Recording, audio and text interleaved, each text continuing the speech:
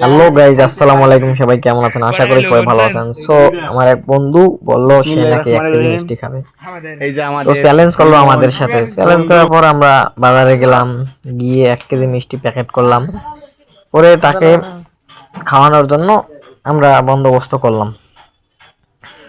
তারপরে আমরা মিষ্টি টিষ্টি নিয়ে গেলাম, গিয়ে একটা ফাঁকা জায়গায়, গিয়ে বসবো। বসে আমরা ওকে বলবো যে তুই যদি খেতে না পারিস তাহলে তোকে মিষ্টির টাকা দিতে হবে, আর যদি খেতে পারিস তাহলে তোকে মিষ্টির টাকা দেবো, প্লাস তোকে খাওয়াবো।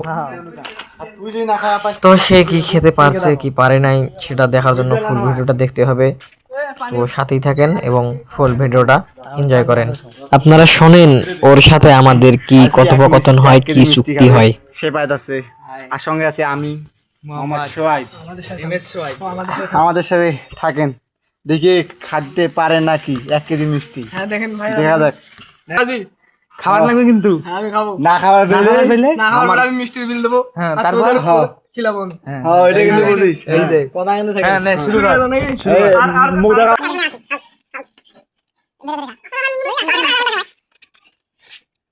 দর্শক এই মুহূর্তে আমি লিমন সে কিন্তু কম যায় না, খাইতে গেছে একটা চলতেছে। দেখেন আপনারা সঙ্গে থাকেন, বাবা পুরো ভিডিও করুন।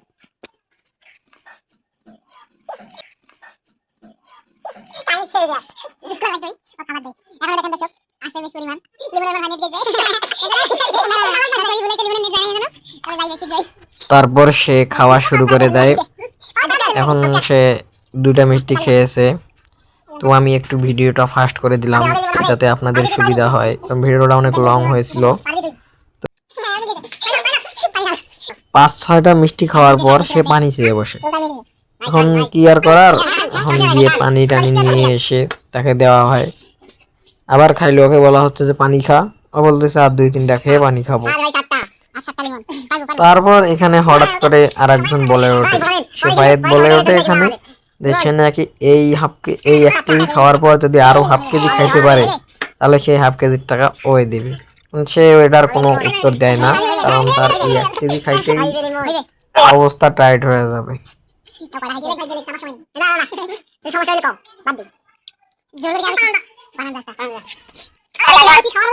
এখানে আর মিষ্টি আছে 10টা।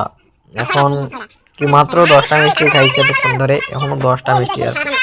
দেখি এই 10টা মিষ্টি খাইতে পারে নাকি। এই 10টা মিষ্টি খাইতে পারলে ওর এই মিষ্টির বিল আমাদেরকে দিতে হবে এবং ওকে আলাদা করে আবার বিরিয়ানি খাওয়াইতে হবে।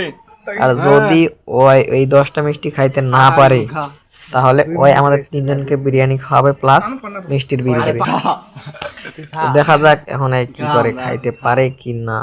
সমস্যা হইলে কিন্তু দোষ নাই ভাই, বুঝেন কিন্তু অর্জন।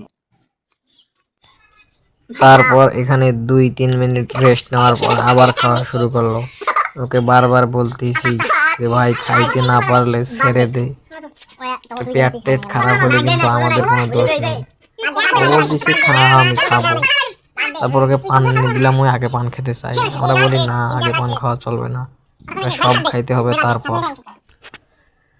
তারপরে সে এখানে এসেছে খেলা ছেড়ে দেয়। সে বলে আমি আর খাইতে পারবো না, তোরা খেয়ে ফেল। পরে আমরা আমাদের 3জন 5টা মিষ্টি তুলে খেয়ে ফেলি। খাবার নয় এতগুলো মুসলিম তো করাটা কোন খালি পেটে হইলো ওইকে খাপ এতগুলো খাবার না। এই যে তো আবার হার মানছে, আমরা খাইলাম মিষ্টি। এই আবির এই যে এই ভিডিওটা আর ছাড়িয়ে দেবো, তো তুমি কিছু হলে মোর দোষ হইবে নাকি? এই যে হার মানছে কিন্তু ভাই, আপনার অনুভূতি যে কি এখন বলেন, কিছু বলেন ভাই।